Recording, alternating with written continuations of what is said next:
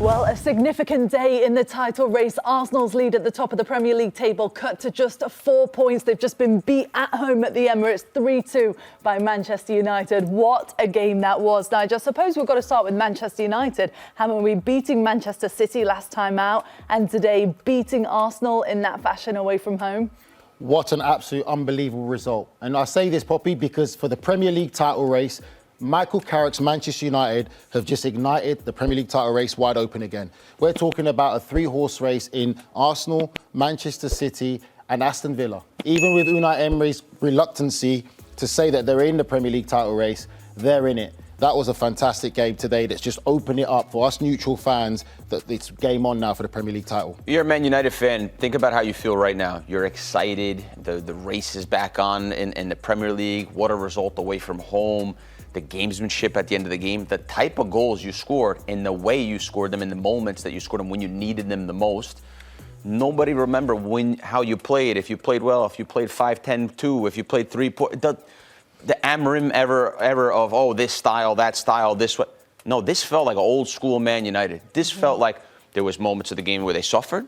There was moments of the game where they attacked. There was moments where they needed a big play, and they had that big play. And there were so many good performances, individual performances. And then when they were winning, they made positive substitutions to put Cunha into the game and say, hey, listen, we're winning, but we're not scared. We're going to go for the next one. We're going to be positive. We're going to be on the front foot. We're going to press them really well. When we don't have the ball, we're going to go back. So many good things. And at the end, my favorite thing was the gamesmanship. How slow they were to put the ball out of play, take their time. It's about getting 3 points. And as football moves towards this modern era of, yeah, we're going to play this style. And I think that's important too. It's always going to go back to, did you win 3 points? Man United fans are happy right now. Premier League fan, neutral fans, happy to see them back, I'm sure. What I would say about this Man United performance, and when you look at it from the start to finish, there was an old school foundation about it. They grew into this game. Arsenal were the better side in the first half. They dominated possession, created a bit more chances. But Man United never looked vulnerable. As we've seen them, I felt under Ruben Amorim like they're going to concede, or they looked vulnerable like they're going to break eventually. They looked like there was a confidence about them. There was a swagger, there was a belief. There was a real solidarity that I haven't seen in this Manchester United side for so long. And as that game went on, they really grew into it. When it went to 1-1, you just felt that Man United really could go on to win this. Because with Arsenal's side, we've seen them not put in full 90-minute performances. We've seen them look vulnerable. We've seen them get to the last 15, 20 minutes where they can't see out a game or get that win.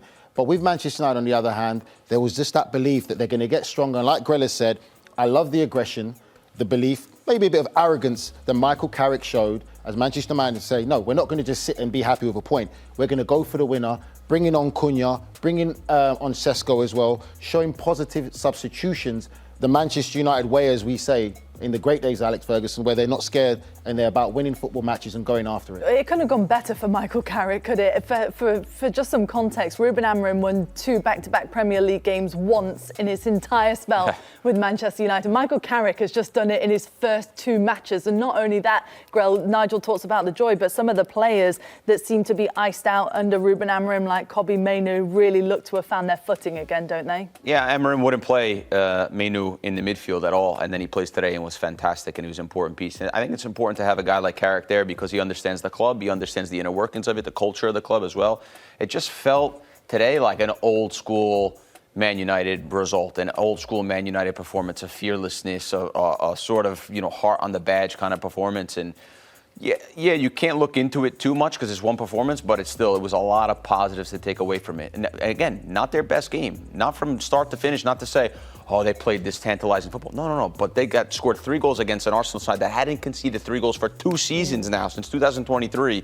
An Arsenal side that hasn't lost at home. And they went in there and they played them toe-to-toe for 90 minutes and got the result. It's incredible. That's something we definitely have to pay attention to. Let's not get carried away. We've seen with Ole Gunnar Solskjaer, an ex-Man United legend as well, when he got given an opportunity, went on a crazy run as manager of the new manager bounce, as we say. Then eventually, when he did get the job, he only won 2 out of 10. For me, this is a step in the right direction. And just to put a bit of cherry on top on your comment, Poppy, you're 100% right. Back-to-back games, but it's Manchester derby and being top of the table Arsenal. So there's a different aspect when you look at the opponents. Would we be having the same conversation? It was lower teams in the Premier League table that they got these back-to-backs against. No, Manchester derby and Arsenal, fantastic games. The Kobe Mainu, for me, situation is just shows to show about managers and how football's seen through so many different lenses. Ruben Amorim was stubborn to say Kobe Mainu's not in the team because he's not training well, because of different circumstances that we don't get to see. We're not there in the day-to-day runnings of it. Then he said that Kobe Mainu's in competition with Bruno Fernandes. Now we look at Kobe Mainu going alongside Casemiro, Bruno Fernandes. They're all playing in the same team, and they look a lot more resilient Manchester United side than I've ever saw under Ruben Amorim. We don't know sometimes what goes on behind closed doors, and I know sometimes managers find it hard to say, I just don't fancy this player. There's no reason behind it. I just don't like this player and don't think he's going to play for me. Just be honest sometimes and making up things that people will start speculating that he's got a bad attitude or this or that. Had a fantastic performance today alongside Casemiro. I think one of the great changes as well I want to talk about is Dorgu. Dorgu, for me, under Amorim, played higher up the pitch, had some success, got a win, and then obviously had his little outburst, which led to him losing his job. Michael Carrick's gone in there and just simplified everything. Dorgu, for me, is way more dangerous, higher up the pitch, playing in this left-hand side wing-back role higher up than he is doing defensively. When you talk about the mindset, it's different when you have that mindset where you have to defend first and then you can get forward. Dorgu, you get more productivity out of him saying, go up the pitch, go cause carnage. And he did that today. And we've seen how his performances have changed. I've been very critical of him when he first came to Manchester United. But now we're starting to see finally as a home how he can be influential for Manchester United and be an important player for them when he starts higher up the pitch. I mean, it was a surprise, wasn't it, to see anybody put 3 past Arsenal given the defensive form that they've been on. But what will Mikel Arteta be most disappointed with, Grell, now that the lead is only 4 points and they've still got to play Manchester City this season as well? So it could go back down to 1 point and then all of a sudden you feel like Arsenal have been in this position way too many times. There's a few issues that they do have if we're going to put cracks into what this Arsenal side is. Number one, when you want to win things, which Arsenal haven't won a lot of things in the last past, that's always the conversation about Arsenal.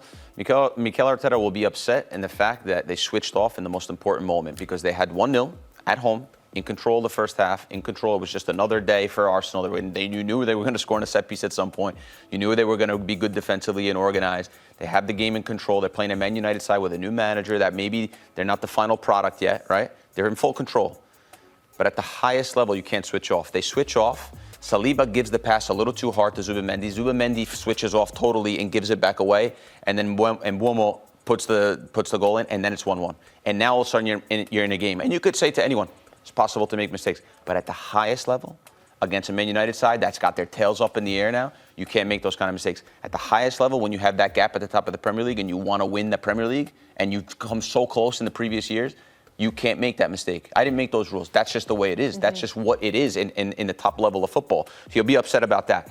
He'll be upset at the fact that they've only trailed 226 minutes all Premier League season, right? They looked awkward being behind. They looked like they didn't know how to get back in the game.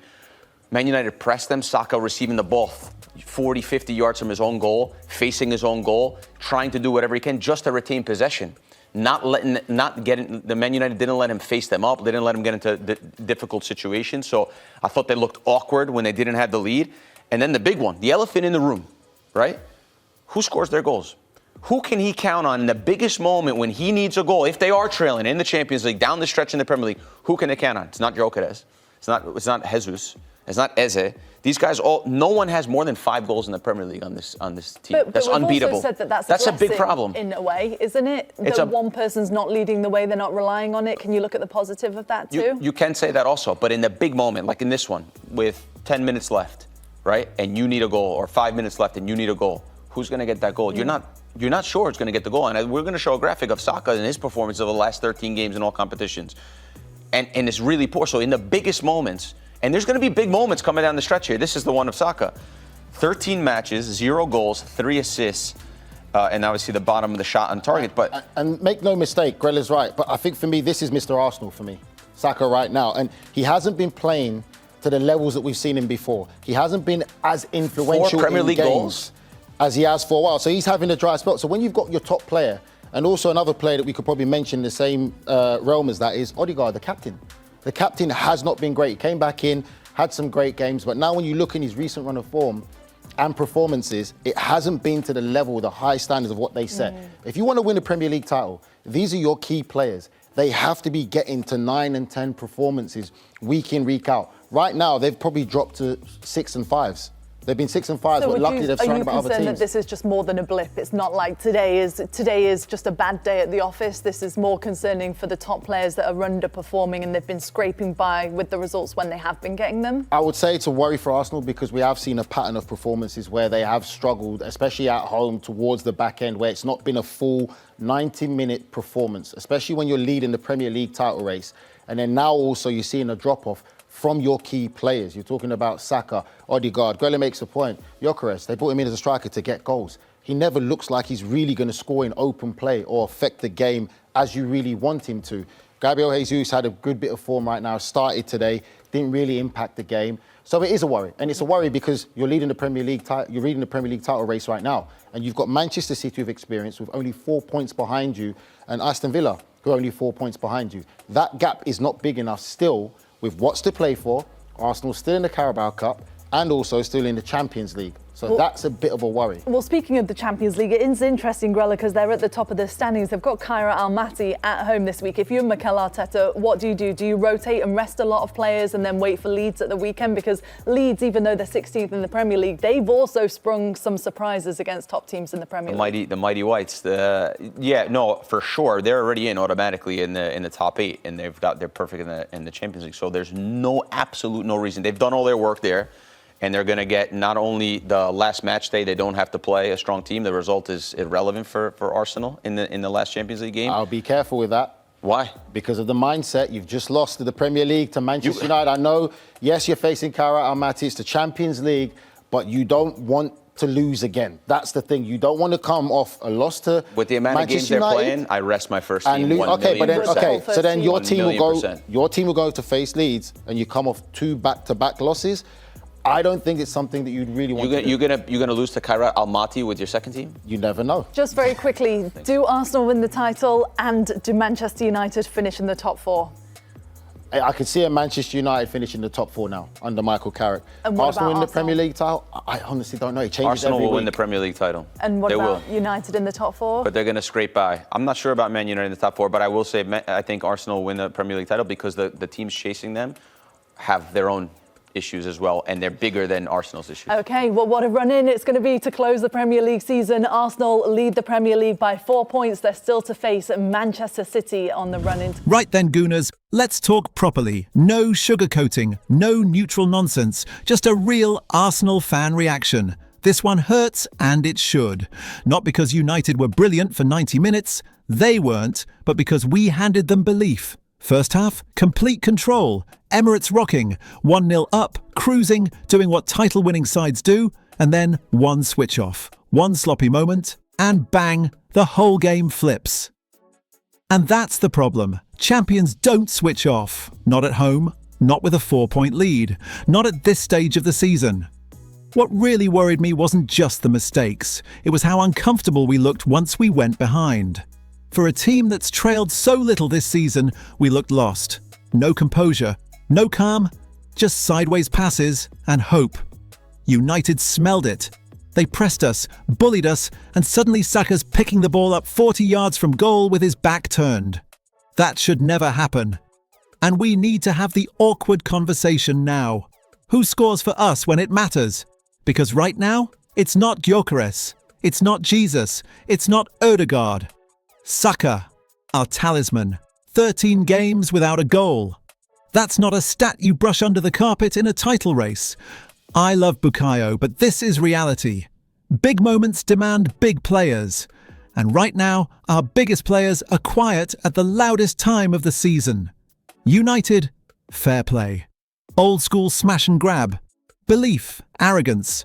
Proper, we're not scared of you energy. But make no mistake. This was more about Arsenal than Manchester United. The title race is no longer comfortable. City are lurking. Villa aren't going away. And we've been here before. Too many times. This doesn't mean the title's gone. Far from it. But this felt like a warning shot. And the scary part? If we don't respond immediately, this season could start slipping through our fingers. Again. Now tell me, Gooners, was this just a bad night? Or are we seeing the same old cracks reopening at the worst possible time?